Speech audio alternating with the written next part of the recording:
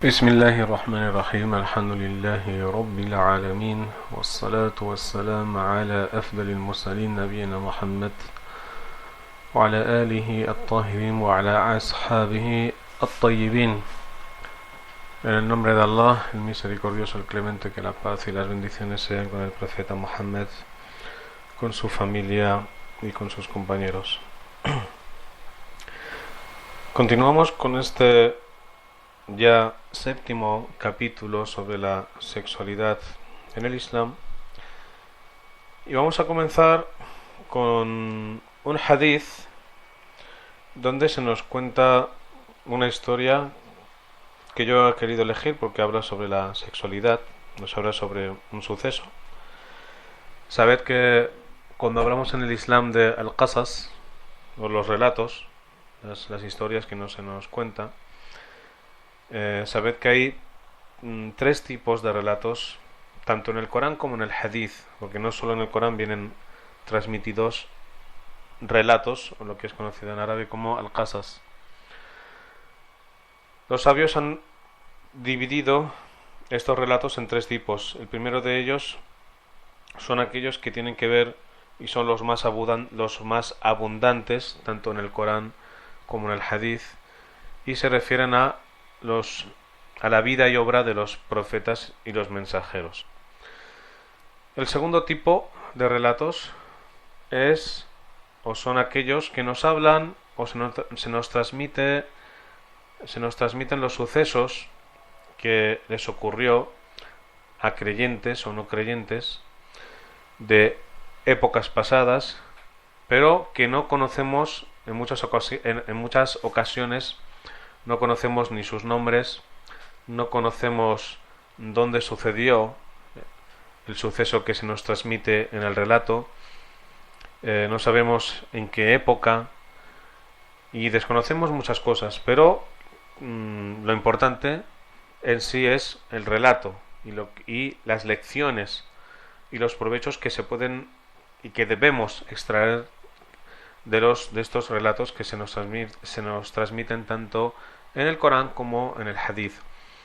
Del primer tipo de relatos, que es de los profetas y los mensajeros, tenemos muchos ejemplos. Uno de ellos, como mucho, puede ser pues tanto la historia del profeta Jesús, la historia del profeta Abraham, la historia de Noé y de todos los profetas que han venido citados en el Corán. También decir que igualmente se nos narran en el Hadith otros relatos relacionados con los profetas. El segundo tipo de relatos, pues podemos citar por ejemplo la historia de la gente de la caverna en Surat al-Kahf, donde se nos cuenta pues un grupo de jóvenes que abandona su ciudad, su pueblo, porque ven que hay una corrupción moral, espiritual, y deciden escaparse, y luego les sucede una serie de cosas que se nos transmiten en ese relato. Y el tercer tipo de relatos tienen que ver o tienen relación directa con lo que iba sucediendo de una manera contextual a la misma revelación del Islam, del Corán, o la llegada del Islam. Es decir, textos donde Allah Azza wa Jal, Allah ensalzado sea, nos habla sobre lo que está ocurriendo con el profeta Muhammad, la pasa con él, como su gente no le recibe correctamente, le maltrata, le insulta, le difama, y todo lo que pasan los creyentes, cómo tienen que emigrar, es decir, todos aquellos relatos que nos hablan de la primera generación del profeta Muhammad y de los sahaba cuando están recibiendo el mensaje del Islam. Pues bien, este hadith que voy a citaros se enmarcaría dentro del segundo tipo, es decir, aquellos hadithes, aquellos relatos que se nos habla de personas, pero que no conocemos sus nombres, ni conocemos en qué momento sucedió, ni en qué lugar se dio. Pero, como he dicho antes, lo importante de estos textos, lo importante de estas narraciones y de estos relatos es que saquemos sus provechos y sus lecciones. Bien, sin más dilación, deciros que es un hadith sahih, correcto, transmitido por un sabio del hadith conocido como Ibn Hibban. También fue transmitido por Ibn Qudama en un libro suyo titulado At-Tawwabin, es decir, los arrepentidos. Y también transmitido por el imam al-Bayhaqi, es también uno de los grandes sabios del hadith en la historia del Islam, el imam al-Bayhaqi. Bien, pues esta historia dice lo siguiente. Se cuenta que había aquí traducido abid, porque viene ese término en el hadith, pero el correcto en español, quiero elegir el término en español como el anacoreta. Un anacoreta es una persona que se aísla del mundo y está en un lugar determinado, apartado de todos, donde su única misión, su única tarea es adorar a Allah Azza wa Jal.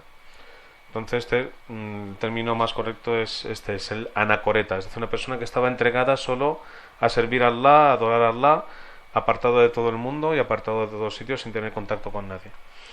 Pues nos dice el hadith que un siervo, este anacoreta, de entre los hijos de Israel, normalmente cuando aparece el término min bani Israel, no podemos decir que es del momento de la época de Moisés, pero podemos enmarcarlo en ese contexto. Pero bueno, no tenemos más datos. Nos cuenta el hadith que es de Bani Israel. Y nos cuenta cómo nos dice el hadith que sirvió a Allah Azza wa Jal adorándole y sirviéndole 60 años en un lugar apartado. Dice que en una ocasión, nos cuenta el hadith, que un día llovió mucho en ese lugar.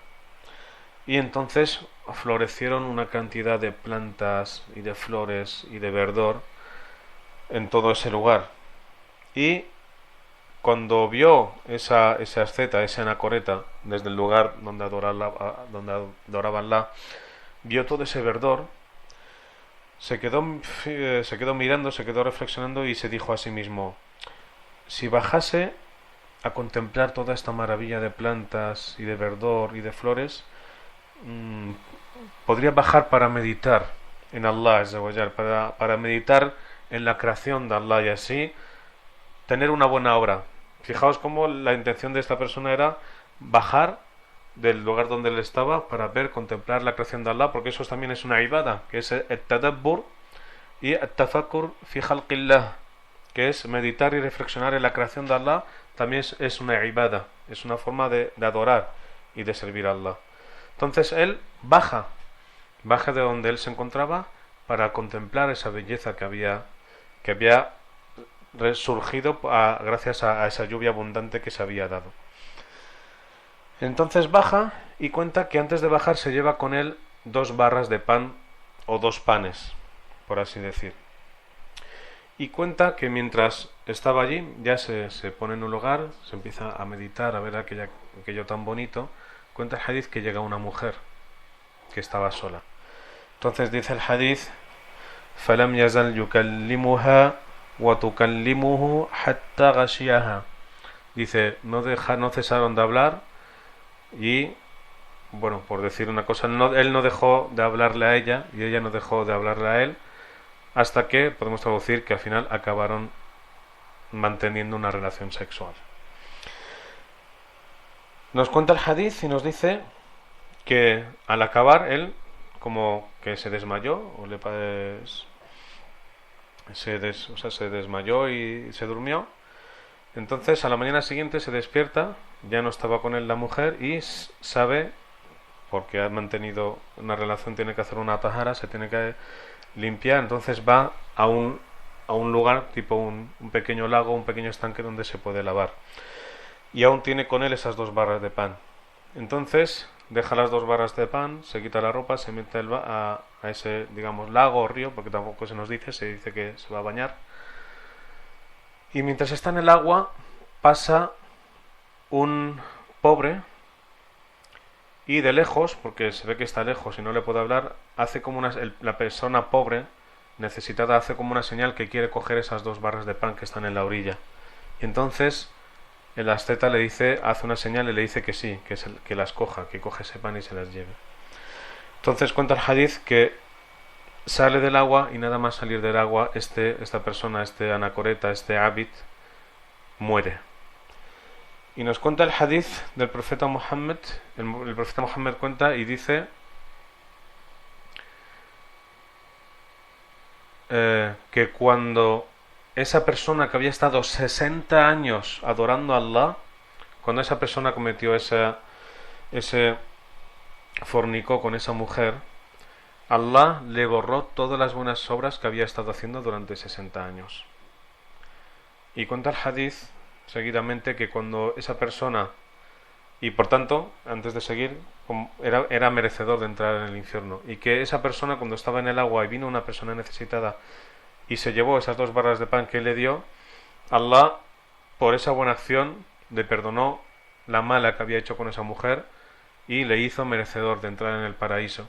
Entonces murió y, inshallah, como nos cuenta el hadith, será en el día del juicio de quienes accedan al paraíso. Entonces, ¿qué aprendemos de este hadith? Muchas cosas. Aprendemos y podemos sacar muchos provechos y muchas lecciones de este hadith.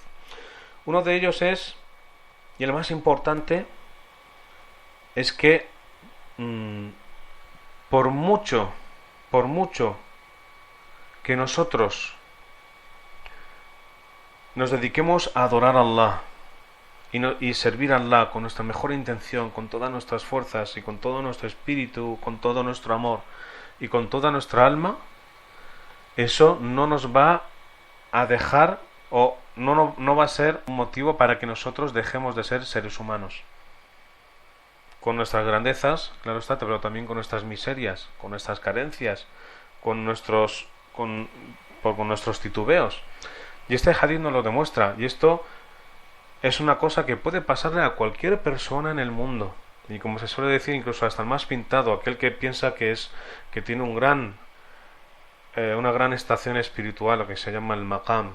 Puede ser tener una gran espiritualidad y ser una persona muy cercana a Allah y sin embargo caer en un pecado y caer en hacer algo que no debe hacer, y eso le puede pasar a cualquier persona. Y por eso el Islam nos habla de todas estas cosas.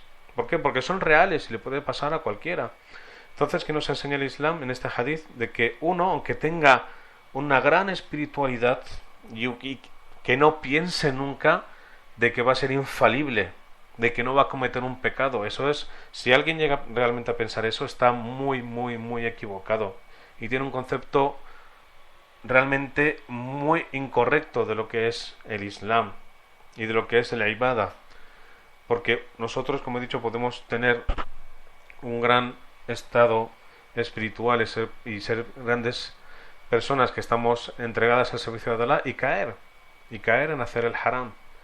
Y eso no debería de extrañarnos. ¿Por qué? Porque mientras sigamos viviendo en este mundo, que es un dar ibtilá, como dicen los sabios, es un mundo de prueba, es un mundo de imtihan, donde Allah nos va a examinar, pues mientras estamos en este mundo donde hay kadarat, hay cosas que nos van a pasar, pues tenemos que estar preparados. Y eso le puede pasar a cualquiera, por eso pedimos a Allah Azza wa Jal que nos proteja y que nos dé su venia. Y también lo que aprendemos del hadith es de que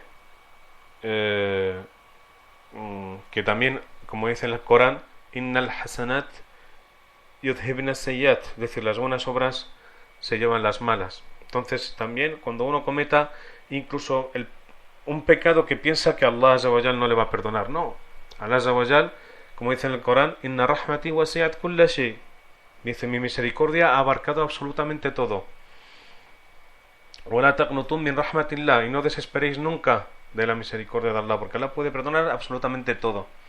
Por eso este hadith lo utilizo también para aquellas personas, sea quien sea, porque somos que ser realistas, que hayan cometido adulterio estando casados, o que no estando casados hayan fornicado, o que aún estén manteniendo al día de hoy una relación sexual haram, ilícita. Lo que tienen que hacer antes de nada es tauba, tienen que hacer penitencia y tienen que volver a Allah arrepentidos por lo que han hecho, porque es el único que les puede perdonar. Y sobre todo me dirijo a aquellos que tengan una relación sexual fuera de lo halal, de lo lícito, y que se abstengan y que busquen una solución para acabar con eso, porque es de las cosas que a Allah Azza wa Jal no les gusta y que son de las faltas graves que uno puede cometer en el Islam. Por eso, si uno, sobre todo cuando uno ha estado casado y ha cometido lo que se llama en árabe el zina, porque el zina, lo que es el adulterio, es de los pecados capitales en el Islam. Entonces, uno lo haya hecho en el pasado ya estando casado o no estando casado, tiene que pedir perdón a Allah, pero tiene que pedir perdón a Allah sobre todo aquel que ha estado casado, porque tiene más castigo por parte de Allah y uno tiene que hacer tauba y arrepentirse. Y aquel que a día de hoy esté en una relación sexual o tenga una relación y mantenga esas relaciones sexuales ilícitas, lo que tiene que hacer es hacer tauba, pero también no es solo pedir perdón a Allah y luego, como dice dice el dicho, a Dios rogando y con el mazo dando. Es decir, no vale decir al lado perdóname y uno sí que con esa relación y mantiendo esas relaciones que son haram. No puede. Tiene que hablarla, tiene que buscar una solución, sea como sea, pero tiene que acabar con esa relación y entrar y pasar a lo halal y no mantenerse en el haram. Decíamos en el pasado capítulo, en el 6º, de que cuando uno busca conocer a otra pareja para casarse, que formaba parte del Islam, también fijarse en la belleza, no solo en el din. El din es importante, es la base de esa estabilidad matrimonial, pero también lo puede ser la belleza y el dinero, porque también pueden ser un medio para hacer buenas obras, como hemos dicho antes, pero tiene que ser la base el din, porque es lo que realmente aporta estabilidad tanto a la persona viviendo sola o viviendo en pareja.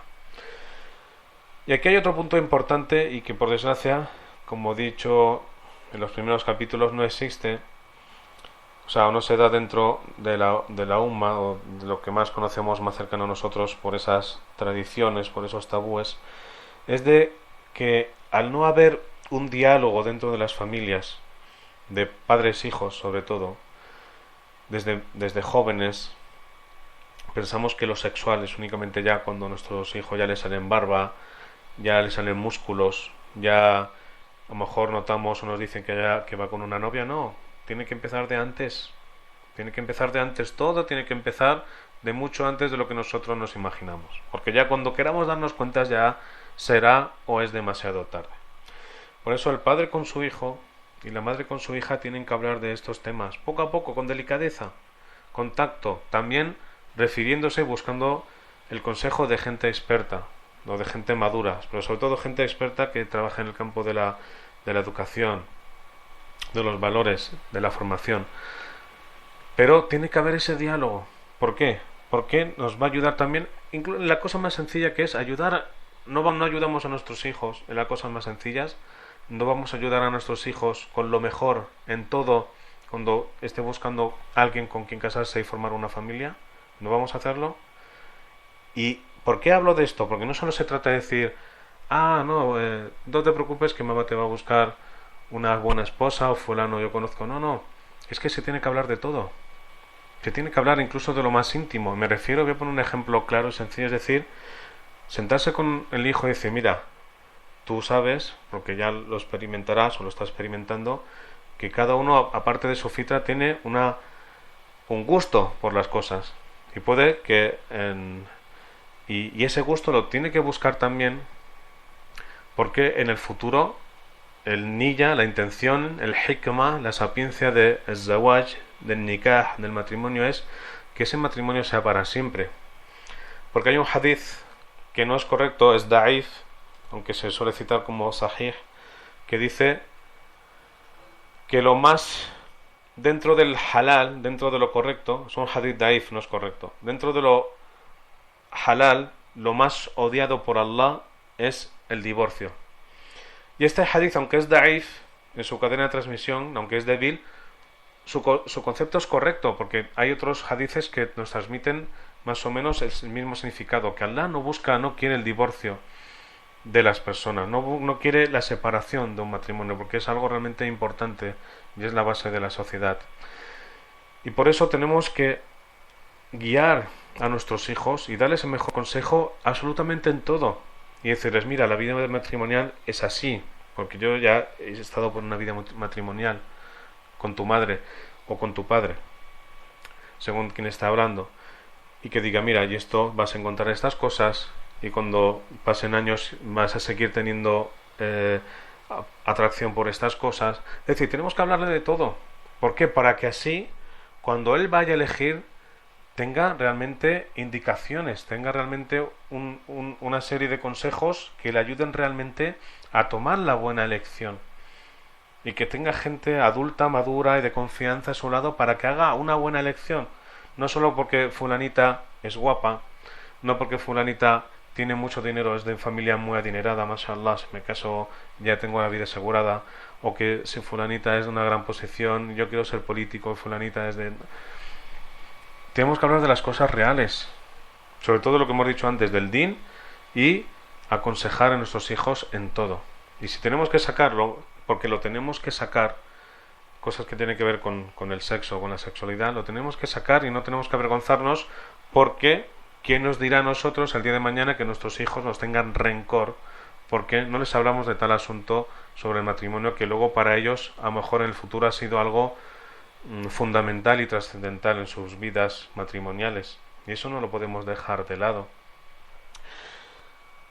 Y eso lo tenía el profeta Muhammad sallam con sus sahaba, con sus compañeros. Aquel hadith que os cité al principio, cuando sabe, es un hadith realmente hermoso, cuando sabe y se da cuenta de que uno de sus compañeros sahaba se han casado, era un chico joven, y se acerca a él.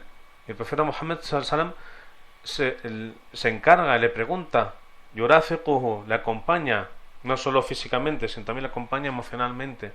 Quiere saber de él y le pregunta, ya fulano, ¿te has casado? Me han dicho que te has casado.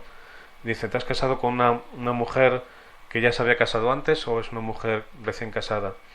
Y este sahabi dice, no, me casé con una mujer que ya había estado casada antes. ¿Y qué le dice el profeta? Le da un consejo en lo sexual. Le da un consejo en sus relaciones sexuales, le da un consejo en sus relaciones sentimentales. Le da un consejo real, pero hermoso a la vez.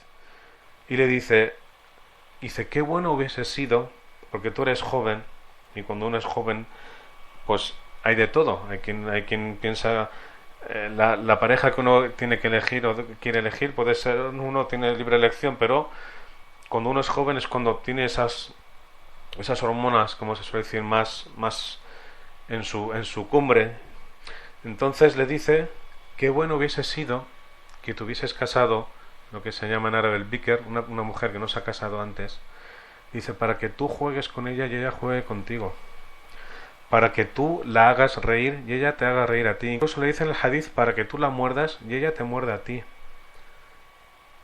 ¿Esto no es un contenido sexual? ¿No es un contenido sentimental? ¿No es un contenido humano? ¿No es humano para que tú la hagas reír y ella te haga reír a ti? No son de esas cosas que por desgracia nosotros estamos muy alejados. ¿Cuántos padres tienen esa conciencia de buscarle a su hijo o a su hija a alguien que aunque se vaya a casar, que tenga estas cualidades? De que se fijen en las cosas sencillas de la vida, en que haya felicidad, en que se vaya plantando, que se vaya sembrando el amor, el cariño y la fidelidad entre el hombre y la mujer en el día a día, porque van a necesitar de cariño cuando venga la vida y todos los problemas que hay en la vida en el día a día, que no son pocos, porque estamos en un mundo de prueba. Entonces, todas estas cosas son las que van a ayudar a sembrar y a arraigar en el corazón de los dos ese amor, ese cariño y esa fidelidad. Y por eso le dice, qué bueno hubiese sido que te hubieses casado con una mujer bikr que no se ha casado antes, para que tú juegues con ella y ella juegue contigo, para que tú la hagas reír y ella te haga reír a ti, incluso para que tú la muerdas y ella te muerda a ti. ¿No es esto hermoso? Pero ¿en qué ejemplo lo tenemos en nuestra vida? No lo tenemos. Solo pensamos vamos al contrario del hadith, pensamos en lo contrario, en la posición social, en la belleza, en si son una familia rica, y todo menos el din. Entonces, pues así vamos mal. Pero bien, vamos a pasar de este capítulo, vamos a pasar a otro asunto que tiene que ver con otro punto importante, que es cuando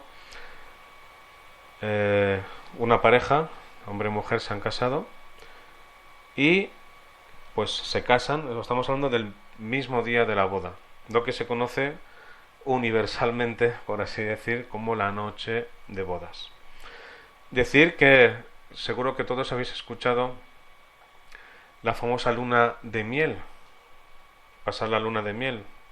Pues viene del hadith del profeta Mohammed, la pasa con él, donde, si os acordáis, cuando le dice a la mujer que quería volver con su antiguo marido, le dice: tú no puedes volver con tu antiguo marido porque tú estás en otro, y aunque te divorcies, os acordáis que puso la condición y le dijo ella: hasta que tú pruebes su miel y él pruebe la tuya. Es decir, hasta que tú tengas una relación sexual con esa persona, no puedes volver a ese marido que tenías antes, y ya citamos el hadith en su momento. Entonces también este es otro punto importante. ¿Por qué? Porque vuelve otra vez a lo mismo de antes, a esa educación, a esa formación, a ese acompañamiento que no hemos tenido con nuestros hijos. Y por desgracia, como pensamos que lo sexual es únicamente el coito, únicamente penetración, no vemos otra cosa. Pensamos que ya cuando se hagan nuestros hijos mayores, si ya toca, ya hablaremos. Y puede que sean nuestros hijos que nos enseñen a nosotros muchas cosas dentro del mundo sexual que nosotros no conozcamos. Y con eso quiero decir que, por desgracia, si nosotros no formamos, no educamos a nuestros hijos en este ámbito, en la sexualidad, ellos, como seres humanos, impepinablemente van a buscar en otros lugares para aprender. Porque uno, cuando se casa, entre otras muchas cosas, en los primeros días, y eso es tanto del hombre y la mujer, y es algo real, en lo que está pensando en los primeros días es en esa hermosa noche en que se encuentre el hombre con su mujer y la mujer con su hombre. Y eso es así. ¿Qué es lo que ocurre? Que al no haber ni información de nada, o bien ya alguien ha tenido relaciones sexuales, bien en otro matrimonio, bien las ha tenido esporádicas fuera, que eran ilícitas, y ya, por así decir, tiene un conocimiento de lo sexual, pero en muchas ocasiones gente acude al matrimonio o acude a esa primera noche hermosa de la noche de bodas sin saber absolutamente nada, sin tener un buen consejo de sus padres, de su madre o de alguien cercano a él, y se acude ahí como quien acude a un sitio y no sabe realmente qué hacer. Y que no es por quitar hermosura o dulzura a ese momento, porque es un momento donde uno descubre muchas cosas, sino que también, al igual que uno acude al matrimonio a casarse, cuando busca una pareja, debería ir con ese consejo de gente adulta, de gente madura, gente que tiene experiencia para buscar una pareja, también se le debería dar consejos a la persona para su noche de bodas, porque es una noche muy especial. Y por eso yo aconsejo a la gente que se va a casar o está a punto de casarse y piensa en esa hermosa noche de bodas, pues que pida consejo de gente ya casada, que pida consejo de gente de confianza y que le dé un consejo tierno, le dé un consejo como hermano, le dé un consejo fraternal, y que le dé consejo humano, le dé un consejo dentro del matrimonio, de su experiencia, para que esa noche no sea, como muchos piensan, que hay que ir, como se dice directamente, al grano, nunca mejor dicho, y que sea únicamente ir a buscar el coito. No, tenemos que aprender en que hay que para que esas personas, entre otras cosas, disfruten de esa noche de bodas, también le podamos aportar un consejo o varios consejos para que disfruten de esa noche de bodas, porque es la primera y hay muchas cosas que no van a salir bien, van a haber miedos, van a haber historias, hay muchas cosas, porque es la primera vez, es el primer encuentro. Entonces yo aconsejo a aquellos que se vayan a casar o están a punto de casarse, que pidan consejo a aquellos que ya se han casado y sean adultos y sean de confianza, que les den un consejo para su noche de bodas, y para que así esa noche de bodas sea hermosa, porque pueden pasar muchas cosas, pero para que sea el más bonito de los recuerdos y que sea el punto de partida para una vida mucho más larga y mucho más lejana, inshallah, en el amor de Allah. Subhanakallahumma bihamdik, nashhadu an la ilaha illa ant, nastaghfiruka wa natubu ilaik. Barakallahu fikum, hasta el próximo capítulo.